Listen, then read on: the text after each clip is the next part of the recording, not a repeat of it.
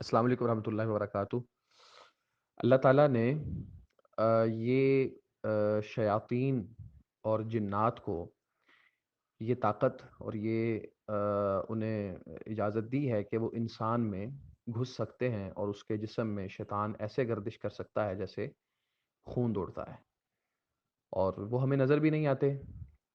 تو اپنی ان چیزوں کا فائدہ اٹھا کے وہ انسانوں کو بعض اوقات پریشان کرتے ہیں، اور پھر کچھ انسان وہ ان شیاطین کی پوجا کر کے، ان کی عبادت کر کے، ان کی خدمت کر کے ان کا قرب حاصل کر لیتے ہیں، اور پھر قرب حاصل کرنے کے بعد وہ پھر جس کو نقصان پہنچانا چاہتے ہیں تو ان شیاطین کو استعمال کر کے اسے نقصان پہنچاتے ہیں۔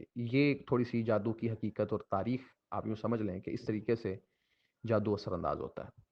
اللہ تعالیٰ نے ہمیں یہ سمجھایا کہ یہ جو جادو اثر انداز ہو رہا ہے یا شیاطین انسان کو تنگ کر رہے ہیں، یہ اللہ تعالیٰ کا اذن ہے، اس کی اجازت ہے، اس کی اجازت کے بغیر نہیں ہو رہا۔ اس نے اجازت دی ہوئی ہے، ان کو اختیار دیا ہوا ہے اس چیز کا۔ کیوں دیا ہوا ہے؟ اس میں ان کی بھی آزمائش ہے اور انسانوں کی بھی آزمائش ہے۔ اللہ نے جہاں پہ ان کو یہ اختیار دیا وہاں پہ انسانوں کو بچنے کے، اپنی حفاظت کرنے کے طریقے بھی بتائے۔ تو یہ ایک طرح سے انسانوں کی بھی آزمائش ہے اور جنوں کی بھی آزمائش ہے، اور قیامت والے دن دونوں کو اللہ تعالیٰ اپنے کٹہرے میں اور اپنے دربار میں کھڑا کرے گا۔ اور جن لوگوں نے جنات کو سب کچھ مانا اور شیاطین کے پیچھے لگ گئے، ان سے بھی سوال ہوگا، اور شیاطین سے تو ہوگا ہی ہوگا۔ تو اس انداز میں جادو اپنا کام کرتا ہے، اور اس کا اثر کب تک رہتا ہے؟ جب تک شیطان گھسا رہے اور انسان اپنا جو ہے وہ علاج نہ کرے اور اپنے آپ کو کلیئر نہ کرے، اور اللہ تعالیٰ کا جب تک اذن اور حکم ہو تو یہ جادو انسان پہ اثر انداز رہتا ہے۔ اس سے بچنے کے لیے اور اپنا علاج کرنے کے لیے رسول کائنات علیہ الصلوۃ والسلام سے بہت ساری چیزیں منقول ہیں۔ سب سے پہلے تو اللہ کے رسول صلی اللہ علیہ وسلم نے بھی جو عمل کیا وہ تھی اللہ تعالیٰ سے دعا۔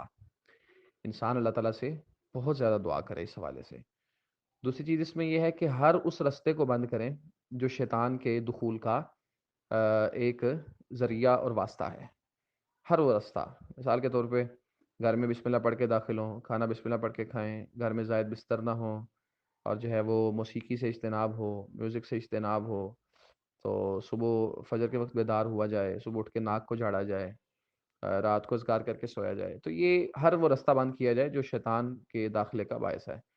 اور اس کے بعد پھر قرآن مجید ہے، یہی ہمارے لیے شفا ہے، اور احادیث سے ثابت شدہ جتنے بھی دم ہیں وہ مریض پہ پڑے جائیں یا مریض اپنے اوپر خود پڑھ لے۔ اس میں سورہ فاتحہ آتی ہے، آیت الکرسی آتی ہے، معوذات آتے ہیں۔ اس کے علاوہ قرآن مجید کی وہ جو آیات جن میں جادو کا ذکر ہے، اور اللہ تعالیٰ نے مثال کے طور پہ سورہ اعراف میں، سورہ یونس میں، سورہ طٰہٰ میں موسیٰ علیہ الصلوۃ والسلام کے دور میں کیا جانے والا ایک جادو جو جادوگروں نے کیا اور سانپ بنا دیا لاٹھیوں کو، اس کا اللہ نے ذکر کیا، اور اس کو نابود اللہ نے کیا، اس کا بھی ذکر کیا۔ تو ان چیزوں کو، ان آیات کو پڑھ کے مریض پہ پھونکا جائے۔ اور اس کے علاوہ حدیث میں بہت ساری دعائیں ایسی ثابت ہیں۔ مثال کے طور پہ ایک حدیث آ رہی ہے، جبریل علیہ السلام نے اللہ کے رسول اسلام پہ دم کیا، بسم اللہ ارقیک من کل شیء یؤذیک، یہ والی دعا پڑھ لی جائے۔